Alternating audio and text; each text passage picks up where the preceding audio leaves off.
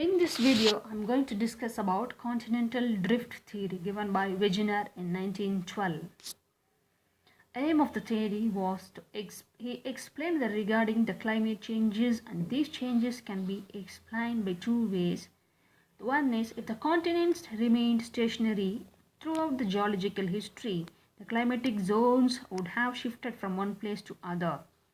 So one region would have experienced many climatic conditions over different time periods. And other one is if climatic zones remained stationary, the land masses would have been drifted and displaced. So Wegener chose displaced drifted continents to describe his theory. Basic premise of the theory is he believed in three layers of the earth. One is the outer layer, which is Sial, and middle layer of Sima, and inner layer of Knife. Sialic masses were floating on Sima without any resistance offered by Sima. He assumed on the basis of paleo evidences that all the land masses were united together, and he named it as Pangea. Pangea was surrounded by a water body known as Panthalasa, which is a primeval Pacific Ocean. In his theory, drift begins from the Carboniferous period. So he primarily says there was Pangea, and Pangea is the landmass, and the Panthalassa, which is the water body, surrounded by this Pangea. Evidences in support. Geological, climatic, and floral records are the evidences for his theory, and he used these evidences records as evidences to support his theory. Geographic similarity along both the coasts of Atlantic Ocean and Caledonian Hercynian mountain systems of the western and eastern coastal areas of the Atlantic are similar and identical. The Appalachians of the northeastern regions of North America are compatible with the mountain systems of Ireland, Wales, and Western Europe. Fossils and vegetation remains found on the eastern coast of South America and the west coast of South Africa are similar. Geodetic evidence, that is, Greenland is drifting westward at the rate of 20 cm per year.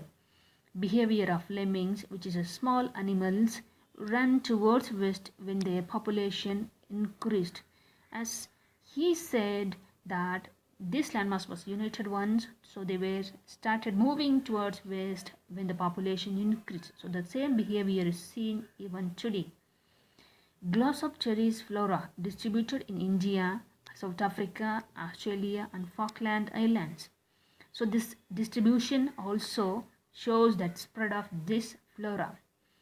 The evidence of Carboniferous glaciations prove that all the landmass were unified during the Carboniferous period. Process of the theory. Force responsible was gravitational differential force and force of buoyancy. Direction of movements were westward direction and the equatorward direction. So the westward direction is by the tidal force of the sun and the moon, the equatorward direction by the gravitational and buoyancy force. The flight from the poles, the Pangea broke by these forces. So these forces, gravitational and the buoyancy force, as well as the tidal force of the sun and the moon, led the Pangea to broke. Northern block, Laurasia. So this Pangea broke. So this was the Pangea, and they broke, and this part was called as Laurasia, which is also known as Angara land, and the southern block was known as Gondwana land. An intervening space filled with water. So this space was filled with water, which was called as Tethys Sea. So here we have an image of continental drift. So this mass was united. Together it was united 200 million years ago, and they broke at the center here due to the different forces, and because of this breakdown of the landmass led to formation of the Angara land, and the southern part, which is a Gondwana land, at 130 million ago, and they started drifting. They broke into pieces and they started drifting further, and they led to a present form of landmass, present form of earth. So these landmass are distributed like this. Even the drifting continues in some parts on the earth. During Cretaceous period, Indian Peninsula, Madagascar, Australia and Antarctica broke away from Gondwana land and drifted away. So in this image we can see the southern parts. We can see Australia, South America, Africa, all these parts are drifting away. So in the recent times, this North America, this land, Greenland, these and all drifted away. North America broke and drifted away from Laurasia. South America broke from Africa and drifted westward. Indian Peninsula moved north, which led to creation of Indian Ocean, as well as Atlantic Ocean formed due to westward movement of Americas. So in this image you can see here it was closer. So later they are drifting westward. Both the side they are drifting westward. So that led to formation of Atlantic Ocean. Here this India started moving northward, and here the Indian Ocean formed. So this is how the land forms, the continents were formed. The size of the primitive and Pacific Ocean reduced due to the drifting of continents, and remaining portions of the Panthalasa became the Pacific Ocean. As drifting continued, the present-day arrangement of continents was attained during the Pliocene period.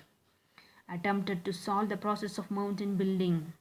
So he also attempted to solve the process of mountain building. Rockies and Andes formed due to the folding as the continental blocks crumpled against the resistance and the friction of the seafloor. So in the north to south, Rockies and Andes, so they formed due to the folding. So the force was acting like this. The resistance formed by this landform and the friction of this seafloor resulted in the rising of this mountain and fall, and this led to folding of landform. So that's how Rockies and Andes formed like that. He is saying in this theory. Alpine ranges formed due to equatorward movement and origin of island arcs due to differential rate of continental drift. So here landmass was there. This landmass remained back because this was moving at the faster rate, this was moving at the slower rate, so this remained as island arc. So that's how Wegener explains in his theory. Evaluation.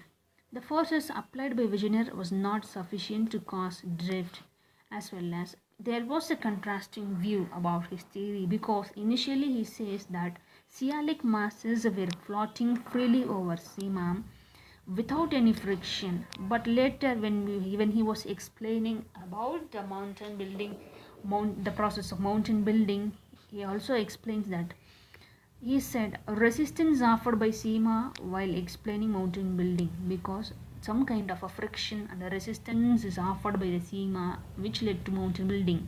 But whereas in his stuff, in the initial view, he is telling that cealic masses were floating freely over SEMA. And jigsaw fit of Atlantic Ocean cannot be validated because it can't exactly fit. But though there is a kind of shape is there, but it can't fit exactly. And he did not elaborate on the chronological order of displacement. So